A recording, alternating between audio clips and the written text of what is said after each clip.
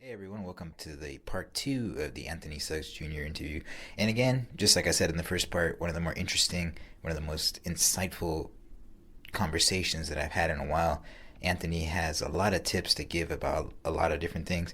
And one of the things I think that I take most from, our conversation together and my impression of him, because I had known him before, but just we had never sat down and had this type of conversation.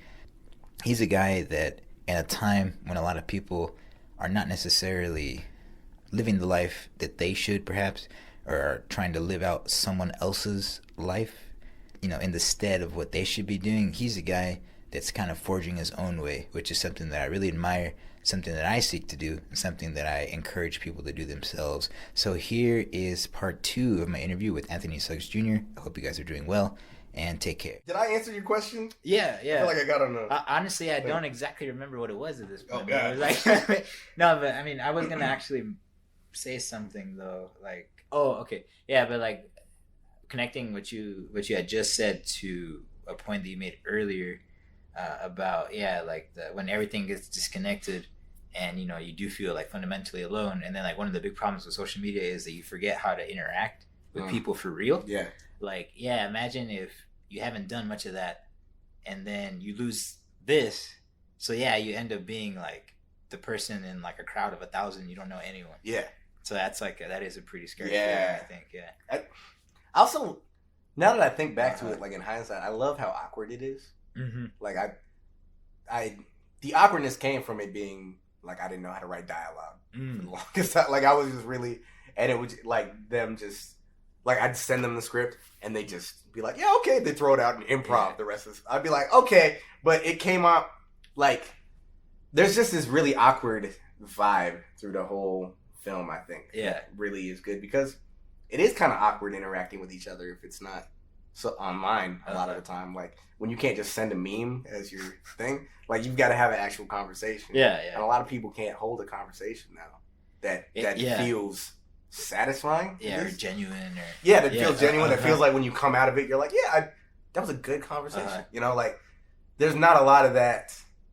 Like I'll have that with like, I guess older folks a lot of the time, like, cause they know how to, they're like, this is my philosophy and I can throw that in at any time, or we can just talk about cheeseburgers.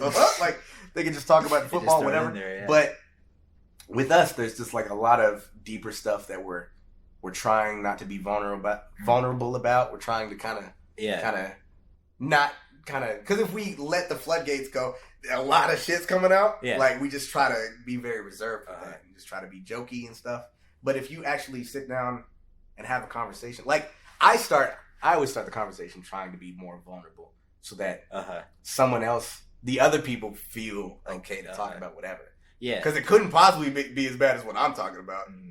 Like if I talk about the worst thing that happened to me, no matter what you talk about, it's fine because it's not me, and I'm cool with that. So I think if I could ask for anything, it would be for us to be more vulnerable with each other, that's when I feel the most free. Actually. When I'm able to be like, yo, this part of my life sucks right now, and you see that, it's like there's something liberating about that. Mm-hmm. It's like being honest about whatever's going on in my life is something liberating because I don't know.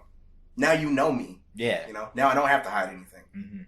Because if I don't address that, then I'm trying to hide that the whole conversation. Yeah. Just subtly, like unconsciously, I'm trying not to tell you something. Yeah. But if I tell you something, then I can tell you anything. Yeah. I can see that. So. Yeah, I mean, I do think, that's like the crux of the issue, though. Yeah, because if you never have those conversations with, the people that you call friends or just like those like close people in your life, it's really just a superficial relationship because then you're just talking about, you're having small talk, really. Yeah, I mean, and I'm not trying to indict that. I hope that doesn't sound pretentious at all. Like we need that too. Like small talk is very healthy too. Yeah, it is. But I mean, at some point though, you do have to kind of move into it though. 'Cause I mean, like I'm pretty sure you've been in the situation, like if you've ever had like an awkward date or something, like where yes, I mean, all the time. It's like you're trying to kind of just talk about smaller things, and then it doesn't really go anywhere. But if you do get into, when you're into like the second, third date, like you do kind of have to start getting to know that person. I think if you really want to make a bond with them, definitely past anything, like anything past just like a superficial relationship. So I think people need to, like you said, probably be less afraid of being vulnerable with each other. I've had some weird dates in my life. Yeah. Like some people sound like. I think the weirdest dates are the ones that are like people sounding like they're being honest, but it doesn't. But they're really not. Or it doesn't feel like they're being genuine at all, like really righteous with like. I don't know. People talking about their like I met this girl. Yeah. Went to. I think what was it? What's the place down Gerardo's or something? Oh Gerardo's? Yeah. Mexican restaurant. Yeah, and she was like, actually, I'm vegan. Can we go to a pizza place? And we just drove to Spokane, and on the drive there, she was telling me about like her family, telling me about how she's like Native American, 5%. And so she deals with oppression and all this stuff, and I was like, something seems off. Yeah, and I didn't know what it was, and maybe I still don't know. I don't know. It felt fabricated almost a little bit. Like it felt like a mask. Yeah, it felt like she had told the story before and stuff like that. Yeah. Like the stuff I'm talking about now, I might have talked about it before, but I've never talked about it in this way. Mm-hmm. Like this conversation is totally new to me than anything else that I've you know. So like, at least to me, it feels genuine. Excuse me. Feels very genuine to me to talk to you about this. Cause, I don't know. Like,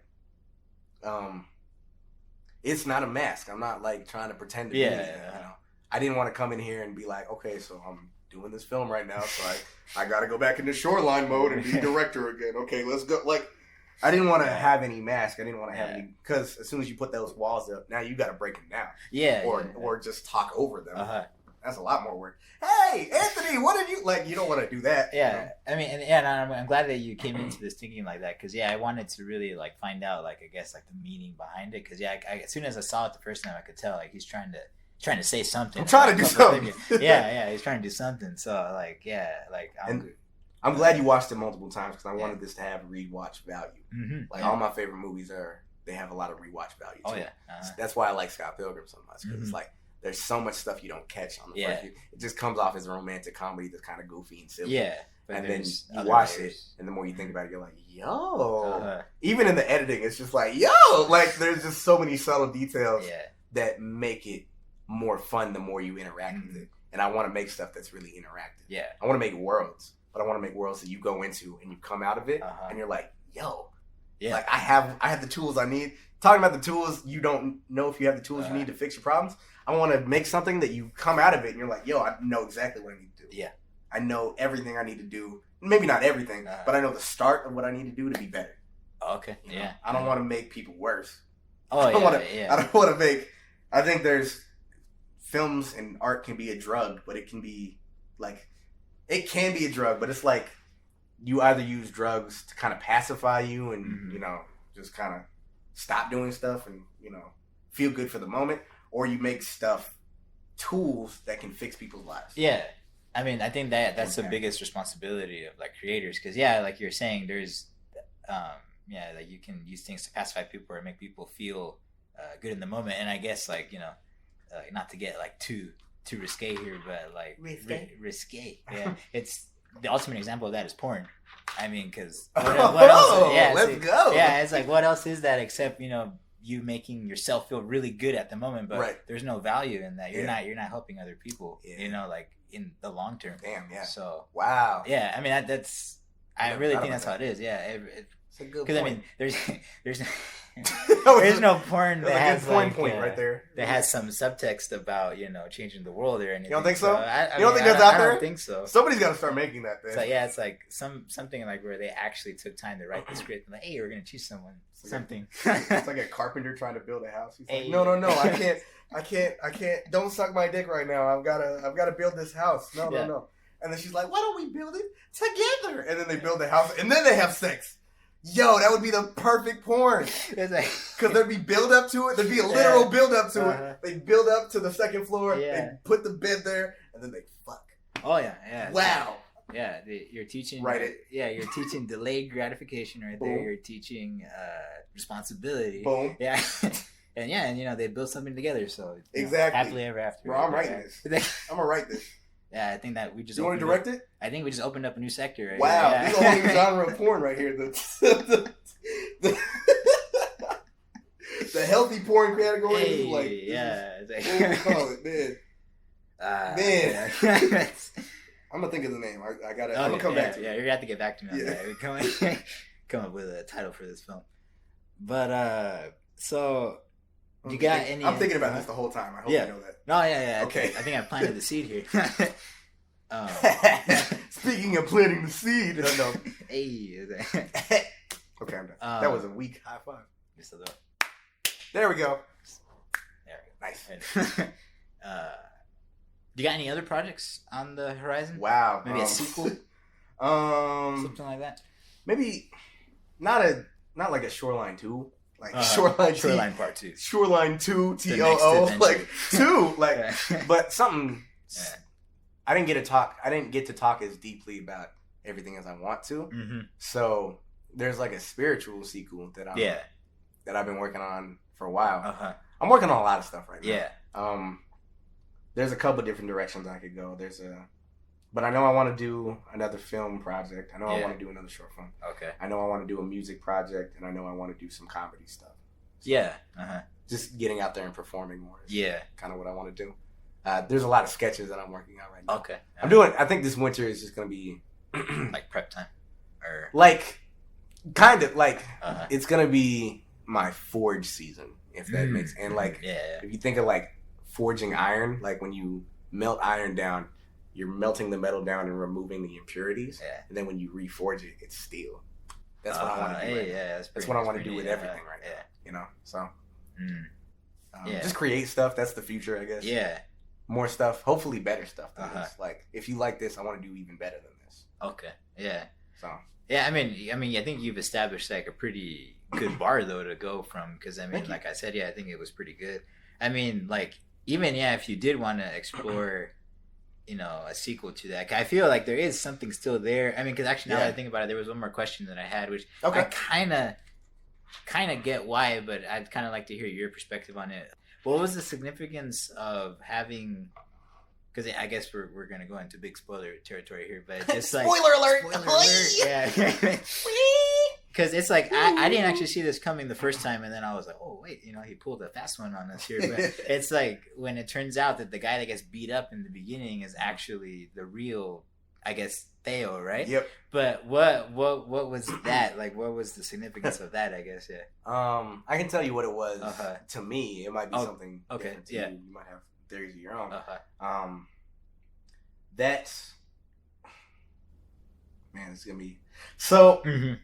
As someone who deals with social media a lot, and as a black male, like, there's something where you have multiple personalities. You have, whether it's like having a personality online versus you, or having personality with white people versus like people of color.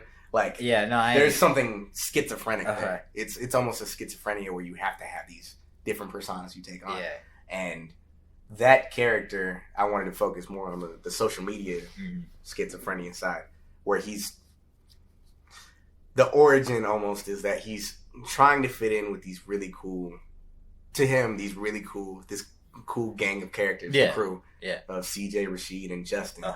And that's why he wears the bright Hawaiian shirt. He's kind of trying to pop. That's his best clothes to him.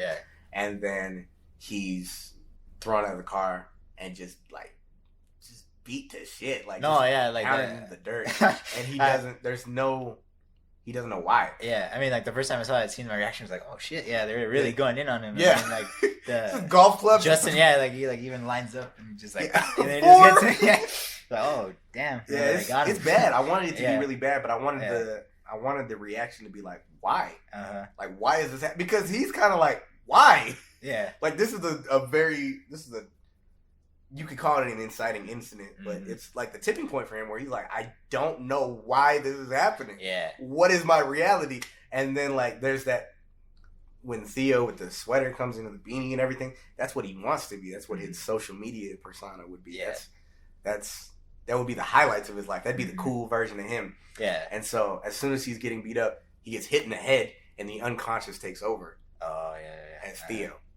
And he's just a lot of when traumatic stuff would happen to me, I found myself, like when a bad thing would happen, I found myself removing myself, going to another place in the situation. And I wouldn't go far. I would go far enough to watch myself from a distance. So I'm like it would be painful, but it wouldn't be like I'd be like, oh man, in the future I'm gonna be talking about this. Like, like this is gonna look very weird. I wonder what my future is gonna hold.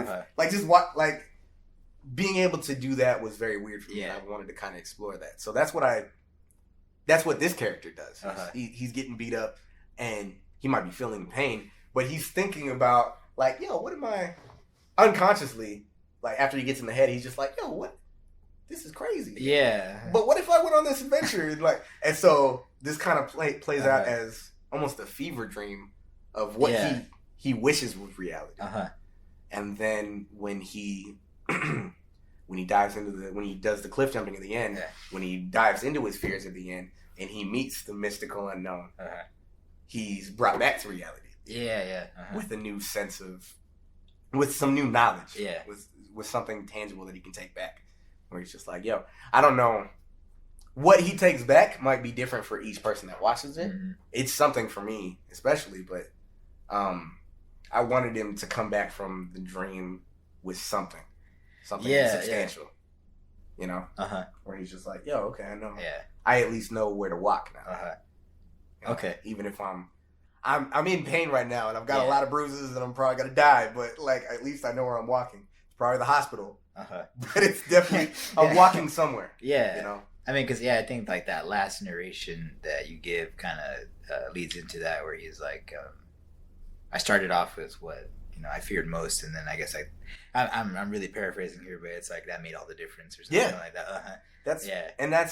I kind of wrote that for me, like selfishly, like because I want to everything that I'm afraid of, I want to attack now. Like Will Smith used to talk about that a lot in his interviews. It's just like he was afraid, like being afraid of fear is like what made him who he was. It's like he was afraid of acting. Like when it did it, he was afraid of like the Fresh Prince, so he went and auditioned for it. Like he just did stuff that he was afraid of, and I've been at least the past 3 years doing stuff that I was afraid to do for the longest time, and I feel like I've changed more in the past 3 years than I've ever changed in my whole life. Because I'm just doing stuff that I didn't think I could do, and then becoming more because of that. It's like if I'm like, oh, I don't know if I can act, and then I do it. Now I'm an actor now, supposedly. Like now people see me as that, because people didn't see me as a writer or an actor or anything like that before this film. Like they saw me as an animator because I've been doing animation for a long time. You know, people don't even talk about animations now, other than my best friends like that know me from that.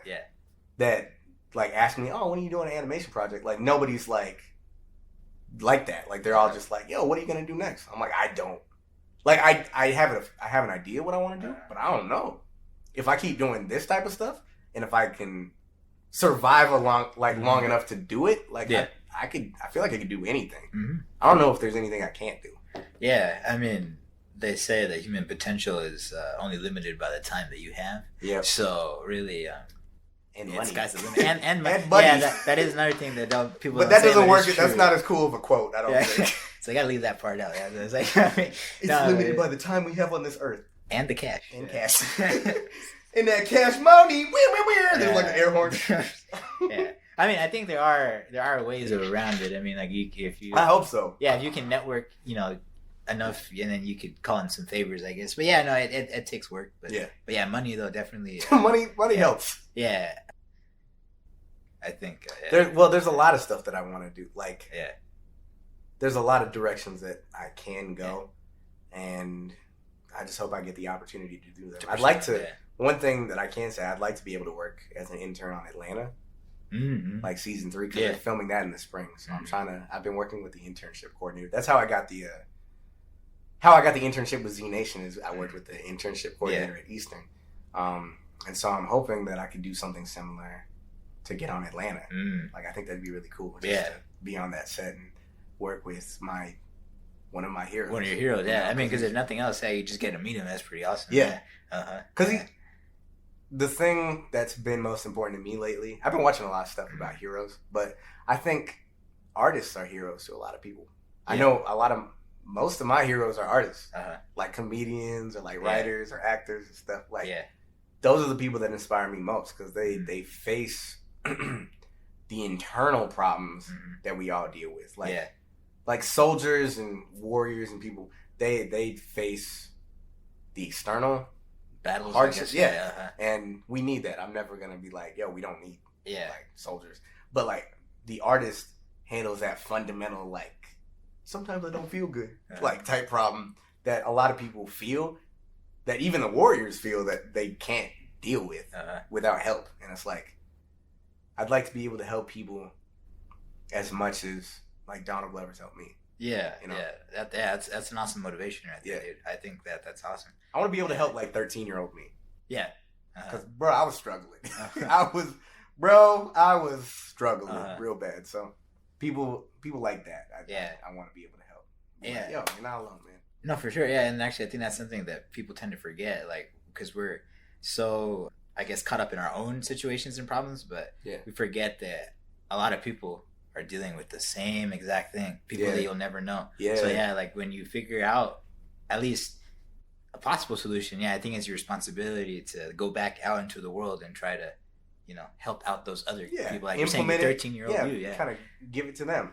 Be like, yo, this worked for me.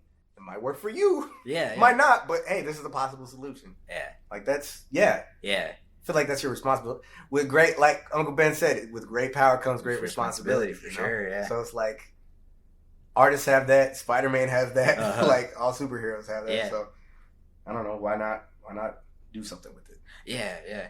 I mean, just in this very classroom, like I think it was on Wednesday, like when we saw, I'm forgetting his name too, but the guy that was giving the speech about like how artists are like the only people that can really articulate the human experience, like James Baldwin. Yes. And I know, then Professor Pellis, shout out to Malcolm Pellis.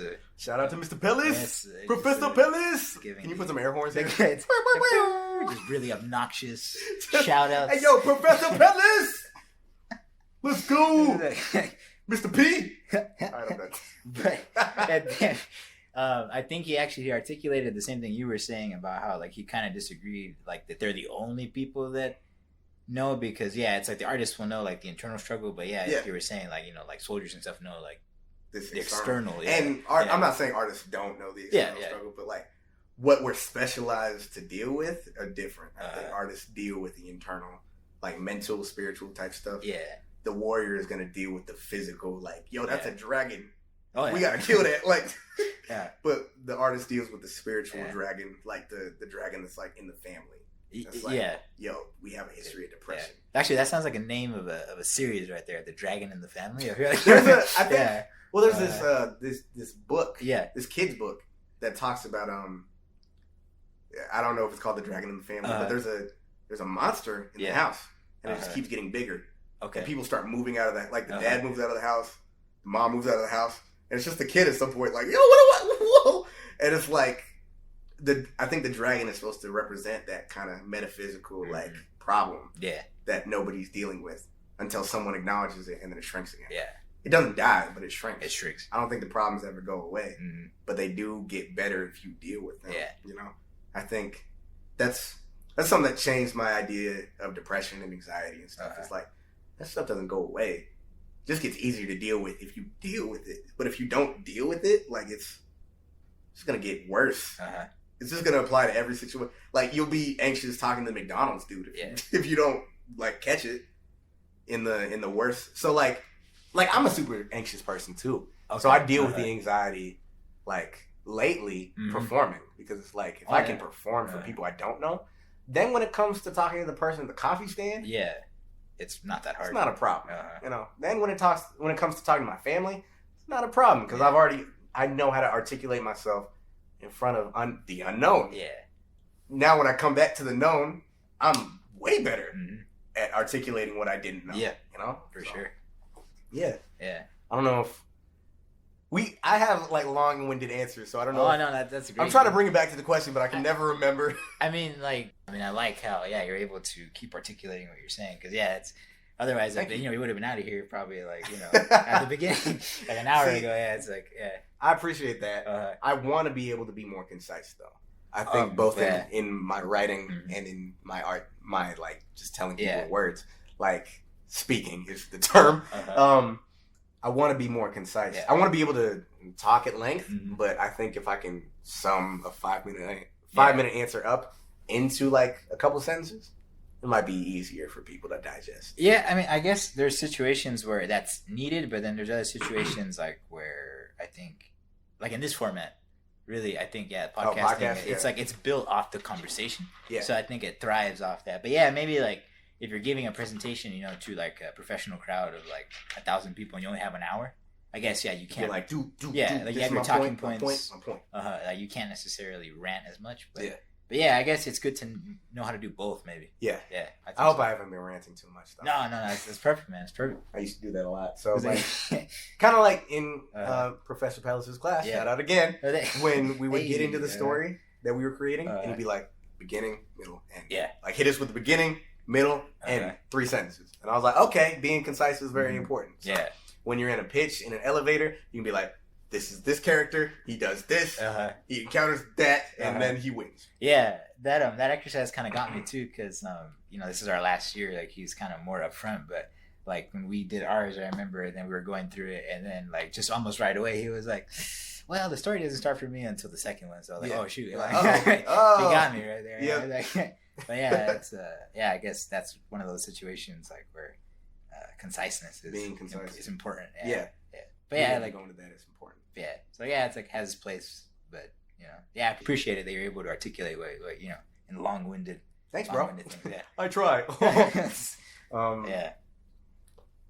Did I answer the question though? Yeah, I'm pretty sure at some point you did. Yeah. At some point, somewhere in there, we got the question covered. Yeah, no, because I don't remember exactly what it was 100%. Perfect. Yeah, I think you got it. See, that's why I want to be more concise though. Yeah. It's like by the time I'm finished, like we don't even remember where we're at. Yeah. But it's cool. I mean, along the way though, like we brought up points I think that were maybe not intended, but they have value. It's not a relevant conversation. Yeah. It's just like I'd like to be able to be like, yeah, da da da da. Okay, cool. Like, and then you can move on to the next question. Yeah, like, so yeah. Yeah, I think we're moving into like closing out. I mean, I just got like one more idea, but I think. Oh, actually, how are you on time? By the way, no, I'm good. You're good. Okay, yeah, because I mean we're actually almost 2 hours, like I said. Yeah, so really? I think so. We started like around 1. Golly. Right? Yeah, that was nice. Quick. Yeah. Wait, did the Steelers win? Hold on a second. Hey, did they? No, they lost by a field goal. No, oh my goodness. Yeah. Yo, we're 1-4. Oh my goodness, this is the worst record we've ever. Man, I'm done. Yeah, see, everyone, this is the real life drama that can just happen. God. All of a sudden, like it's what? He's crying. He broke his heart. I can't do this anymore. Excuse me. Oh, okay, I'm good. Okay. So I think Theo's last name is in the script it's Vice, right? Theo Vice. Actually, that's another thing that I kind of didn't think about until watching it probably the second time. But I feel like that's kind of like, I don't know if you intended it to be as like dramatic irony, but his last name is Vice, yet he's calling out everyone else in Vice. Yeah. So yeah, it was that was the thing. Okay. Yep. Okay. Yeah. I specifically wanted to play into everybody's vices. Yeah. And like social media can go from being a tool to a vice. Drugs usually are a vice, and so he's smoking a lot because that's his escape, but that's also his vice. Yeah, So I mean, he has dope written on his head, so it's like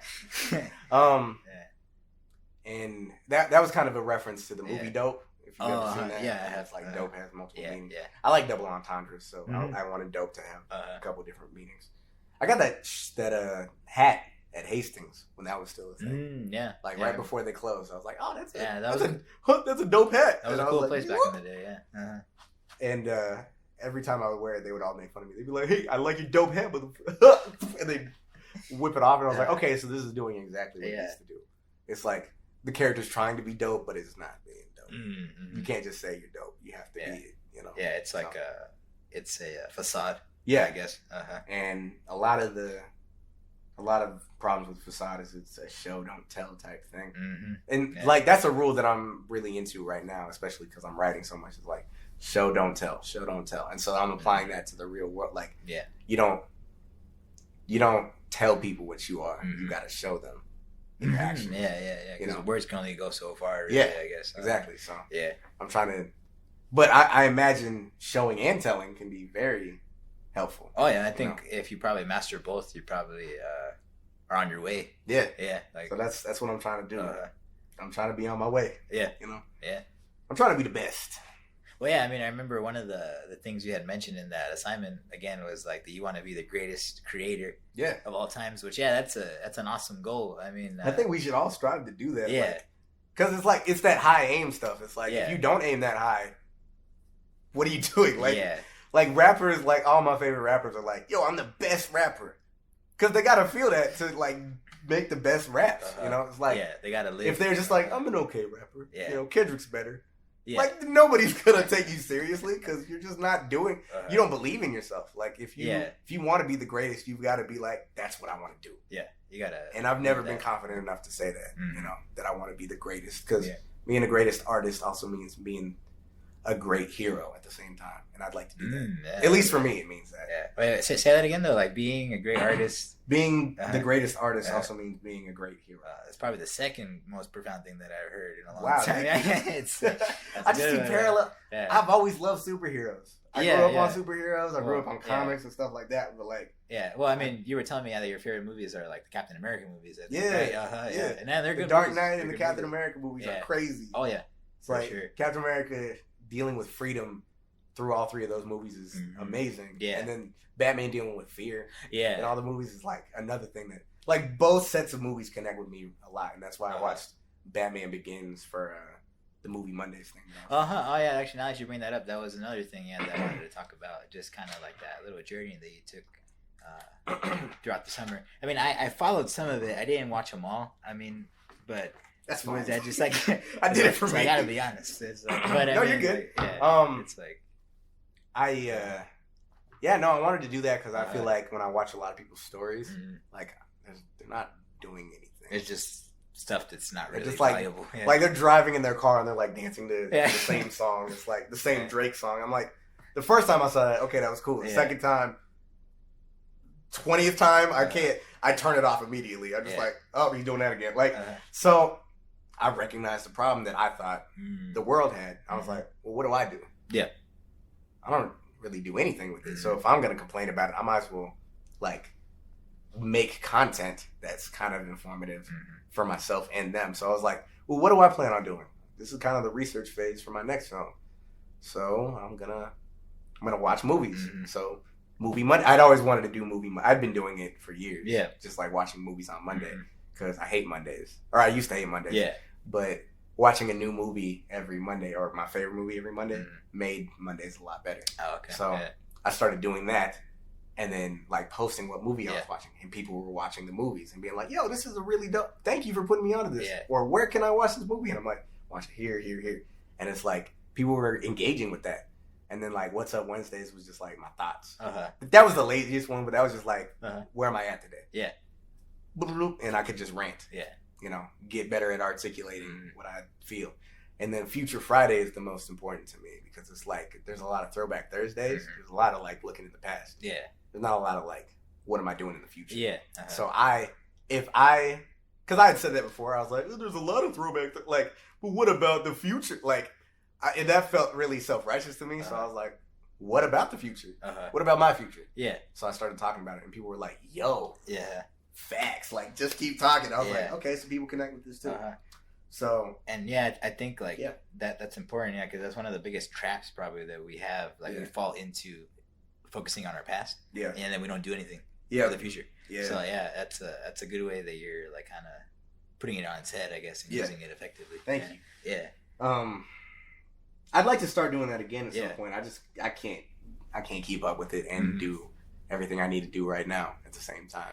Yeah, I mean, that's the thing. Like, if there was only more than 24 hours in the day, that would be nice. I mean, I think on Venus they have like 48-hour days. Wow. So probably just go there, you know. Yeah, that'd be fantastic. I mean, if it wasn't acid rain constantly, and you know, all of us boiling to death. You know, a little inconvenience, but like,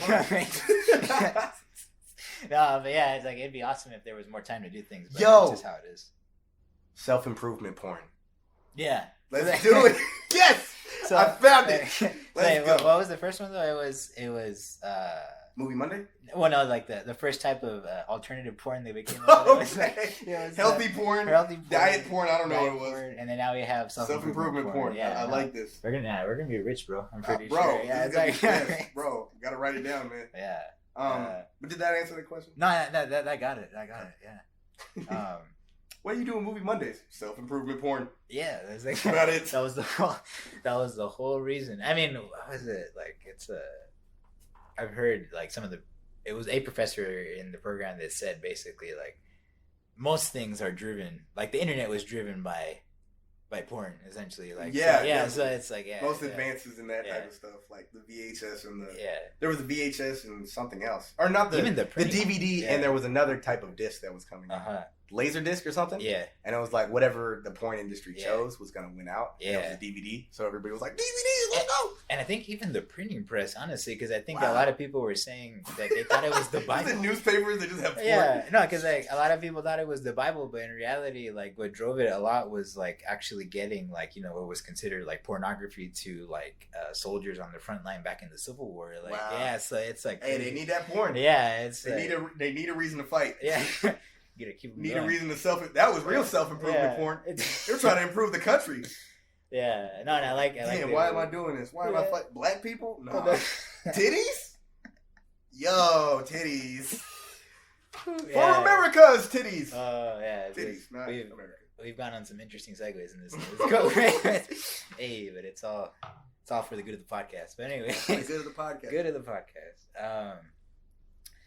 So yeah, dude, I think just wrapping up here, like, this is not going to be the most original way to end, but I mean, I think it's an effective one. I know, like, there's a couple other podcasts that do it, but this is they're called the 9 Show Network, and one of like the roots of 9 is 3, so 3 isn't a very important number, and 9 itself is important because like they say that it's like the number of completion, because one more, and it's the last of the single digits before you get to 10. So it's like the top, the top of the pyramid. And it is 2019. Yeah, it is. Wow. Whoa. Yeah, conspiracy. It's about to be 2020. Yeah. Got to have that 2020 vision to look into the future. Yeah. For Future Friday. Hey, for self-improvement. Almost porn-like. Wow. Yo, Okay, I'm done. I'm done. Oh, I'm dying over here, dude. But I guess...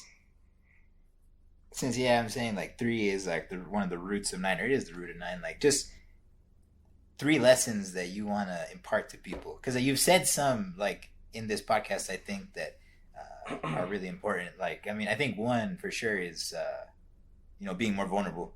So if I can start you off with that, maybe if you want to give me the other 2. I mean, it's like nice. Yeah, I like that one. I think that's an important one, but something that I think people can reflect on or just think about. Okay. Yeah, because I think that another goal with doing these type of interviews is like I really want to start getting, because I feel like there's a lot of positive voices that we're receiving like out in in the ether, like in media, but not a lot of people that are in our age group, like in the 20-somethings, and I feel like we do have an important perspective to give.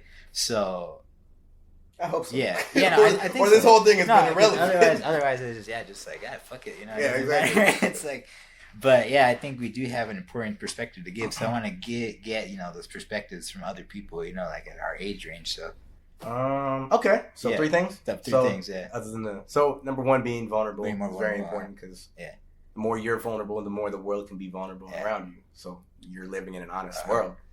Number 2 is just doing what you're afraid of. Mm-hmm. Just being able to do the things that you're afraid of. Okay. Because once you do it, you're not afraid of it. And then you're like, the more stuff that you do that you think you couldn't do, the more of a person you are. Yeah.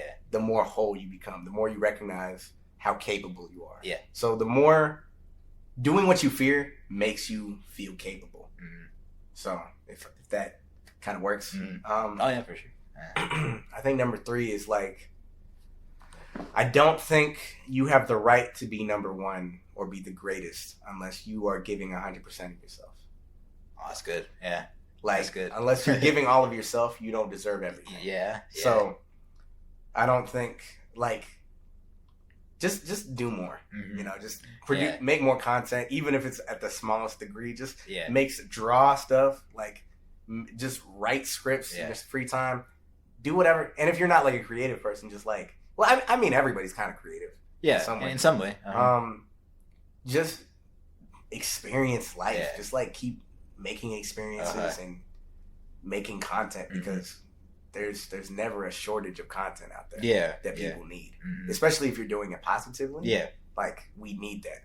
We need more positive stuff. So you don't have the right to be number one, like the most positive example, unless you're doing a bunch of stuff for a bunch of positive stuff as much as you possibly can. Yeah. You know, so that's it. Yeah. I mean, if I can attach one thing to it, so it would be like, I guess, don't be so entitled or don't act so entitled. Yeah. Like, you deserve. Think about it. Like, you just, it's mine. Don't act like you're entitled if you, like, because you don't deserve just to get the opportunity without doing something. Oh, yeah. I mean, like, do stuff first and then people. That's why I appreciate you like bringing up the acting and the comedy and stuff because it's like I did some stand up comedy before I acted as a stand up comedian. Yeah. Like, I wasn't just gonna pretend to be a comedian because that's not real. Yeah, you wouldn't have like the authentic, like, I guess, experience for it. Exactly. So I don't deserve any. If I do that film and like I haven't done it before and people are like, "Yo, you're a really good comedian," I don't deserve that because I've never done comedy. There's real comedians that deserve what I just did because they do it. Yeah, but if I don't do it, you know, it's not. So just do stuff. Stuff can go wrong. I'm not gonna say nothing can go wrong. What could go wrong? But like, experiencing stuff will make you a better person, and you don't deserve to be the best person unless you're trying to do the best stuff, and you're doing as much as you possibly can, physically, mentally, and spiritually. Yeah. So wow, no, that's good. That's good. I mean, there's like that saying, I think, where it's like, no one really owes you anything. But I also do believe in the other saying where it's like, the harder you work, the luckier you get. So like, I hope so. As you're putting it, I think it really is like that. If you're putting your stuff out into like the ether, something has to come back to you. I mean, if you are doing it with the intention of helping other people, I think, that is the concept of like good karma. So I think it has its value. Definitely. Yeah. But yeah, man, this was really good. This was really insightful. Thank you. It was definitely fun. I'm glad we talked about Shoreline so much. I'd like to.